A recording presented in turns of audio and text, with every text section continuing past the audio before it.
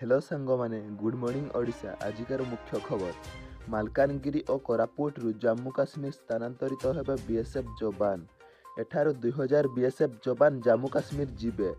सीमारे एबे आतंकवादी दौराम्य वृद्धि पाइथिबारु एवं सेठारे लगातार जवान शहीद हेबा घटना को नहीं पाकिस्तान को चेतावनी देइछन्ति भारत सरकार एहा सह सीमांत जम्मू काश्मीर आतंकवादी निपात करने को सरकार नहीं कड़ा पदक्षेप जम्मू काश्मीर रे बढ़ुची आतंकवादी कार्यकलाप जुलाई मासरे आतंकवादी आक्रमण गलाणी 12 जवान जीवन गतकाली उत्तर काश्मीर कुपवाड़ा जिला अधीनस्थ Machhal sector LAC Pakistani border action team भारतीय जवान उपर आक्रमण करथिले किंतु आक्रमण को पंड करिछि भारतीय सेना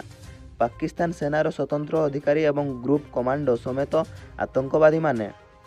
कमकड़ी सेक्टर आक्रमण करथिले 3 पाकिस्तानी अनुप्रवेशकारी त्रेगाम सेक्टर कमकड़ी पोस्ट निकट में फरवार्ड पोस्ट उपर को ग्रेनेड माड़ करने सह गुड़ी वर्षा करथिले एहार जवाब दे भारतीय सेना बाहिनी पक्षरु पालटा गुड़ी चालना करा जायथिला प्राय 3 घंटा धरी गुड़ी विनिमय जारी रहिथिला सुरक्षाकर्मी गुड़ी माड़े जड़े पाकिस्तानी अनुप्रवेशकारी निपात होइछि एवं अन्य 2 जण पीओके को फेरिबा को बाध्य होइछन्ति अन्य पक्षे पाकिस्तानी अनुप्रवेशकारी गुड़ीमाड़े जड़े जवान शहीद होती एवं जड़े मेजर समेत 4 जण जवान आहत होती समस्ते एवं श्रीनगर सामरिक हस्पिटाल रे चिकित्सा होउछन्ति जड़े जवान को अवस्था संकटापन्न थिबा कहुଯାଇଛି प्रधानमंत्री नरेंद्र मोदी कारगिल विजय दिवस अवसर में लद्दाख रो पाकिस्तान को चेतावनी देइथिले